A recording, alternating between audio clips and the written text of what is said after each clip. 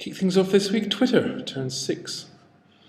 Kind of amazing really when you think it's been around for 6 years, but this was the first tweet that was sent back on the 21st of March 2006. Now it has over 500 million users worldwide, but it was active user base now stands 140,000 people are classified as active, so that's the last 30 days, but sending 340 million tweets a day. So almost a billion tweets every 3 to 4 days it's quite a lot of traffic. A new service with social CRM, pretty good tool this for those responsible for CRM. It's a new tool called Nimble. And basically the service is attempting to streamline all online communication channels into one.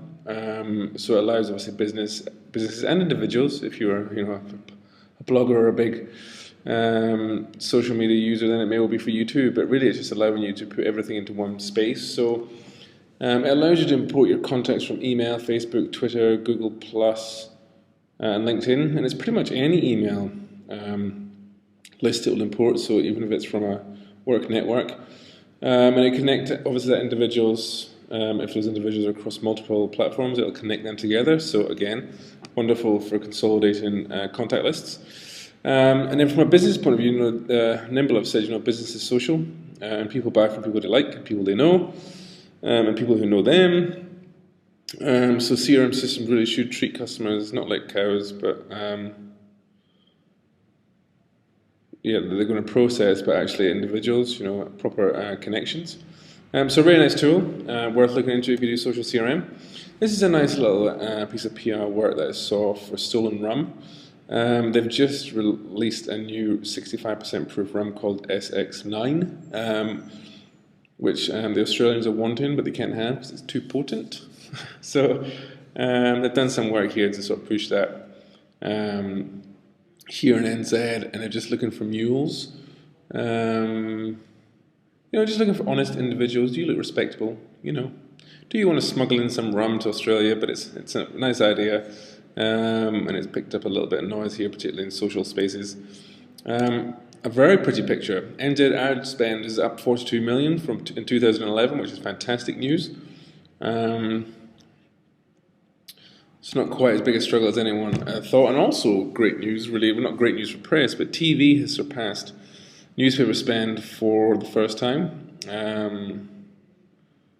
which is great. And of course, interactive has seen a huge rise. Good year for radio,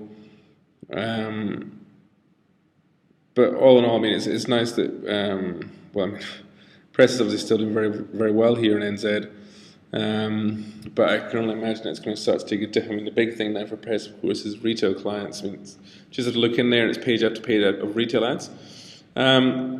Mobile ad spend, of course, significantly, pretty small in NZ, but it is growing. But it's seen huge rises in the US and the UK. Here's some UK stats. It's just 150% rise. In the FMCG and retail brands, it's actually surpassed now £200 million spend for 2011.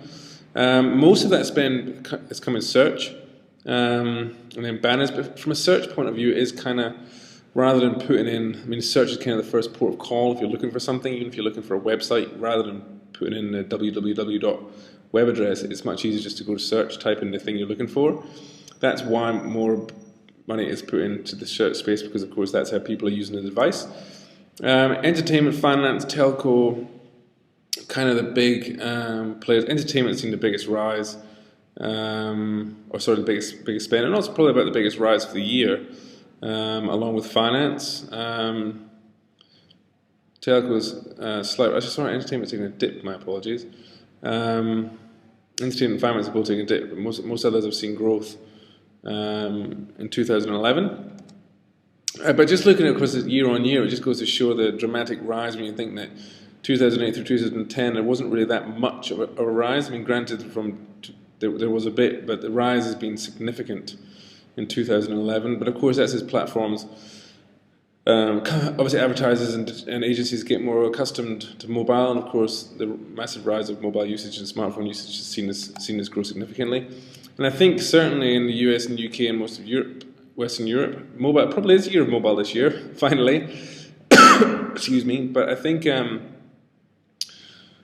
yeah, here in NZ it probably this year, probably next year I would say. But the amount of data, this has just come from telecoms.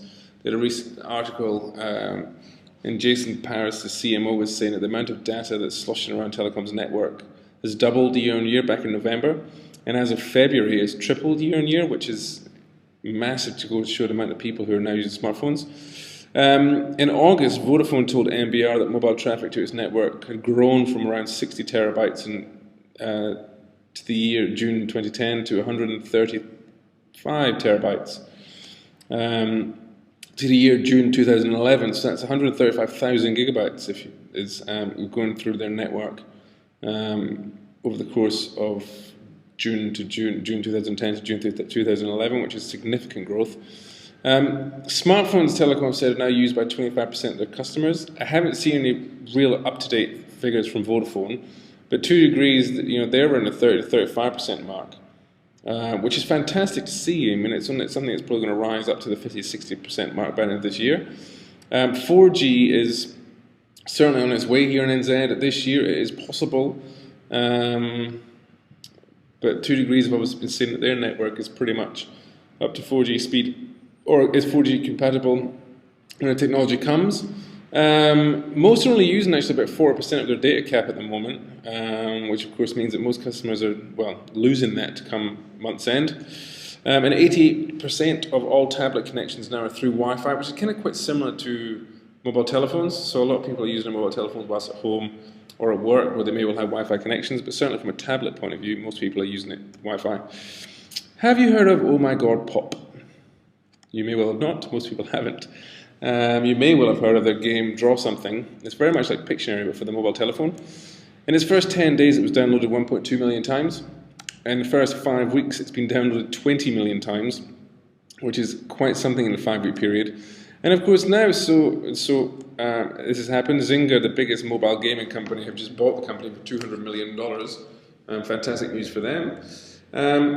But just looking at online gaming, of course, is massive, but it's now 12 times bigger than online dating.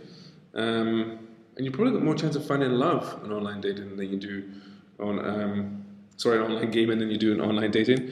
But just looking at some stats from the US, the average time spent, this is just average time, this isn't looking at, your hard-earned gamers. This is just looking at people in general, spend 34.6 hours a month playing games. And that could be anything from, games on Facebook, to any other social platform or any online games through to the hardcore gaming games, but on average 34 hours is a huge amount of time playing games. And of course that can also be through your mobile as well.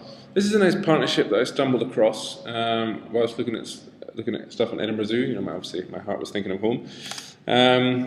But Lynx, who have just launched a new fragrance for him and for her, which is all about, unleashing the chaos and getting people together to get it on. They've just sponsored a giant panda enclosure at the Edinburgh Zoo, because of course they've just brought over a new panda and hoping that they're going to both get it on. But kind of a nice little partnership there for Lynx. I'm not going to play you this, but go and do have a look at it. Hunger Games is a video that's just launched last weekend. And it's a very interesting article the New York Times have done, just looking at the amount of work that goes into the build-up to the film itself. They had 12 months of build-up, and it's quite amazing the amount of platforms and the amount of content and the amount of work that goes into building up a film like this. I mean, granted, of course, the books were well read.